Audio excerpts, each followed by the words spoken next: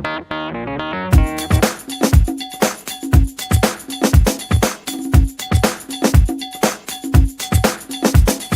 me preguntan, Moyo, ¿cuándo asumes la presidencia? ¿Qué ha pasado?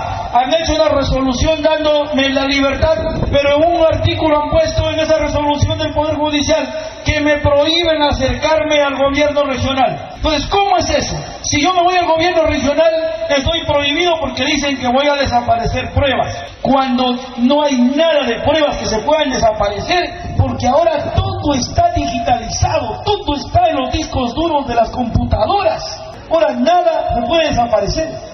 Entonces hay una contradicción ahí que vamos a tener que resolver. Otro, como me llevaron de Cajamarca el juicio a Lima y me llevaron a un penal de Lima, yo le estoy diciendo que ese juicio lo pasen a Cajamarca, pues, porque me van a llevar a juzgarme a Lima. Entonces yo tengo que viajar todos los días a Lima. ¿De dónde voy a sacar el dinero para viajar en avión a Lima? Seguro quieren acusarme de peculado. Ahora, si yo me voy al gobierno, entro y voy a estar solo en Lima, ¿qué voy a ganar el sueldo gratis o sin trabajar? Para eso, no, el pueblo quiere ver a su presidente, pero que los escuchen o no.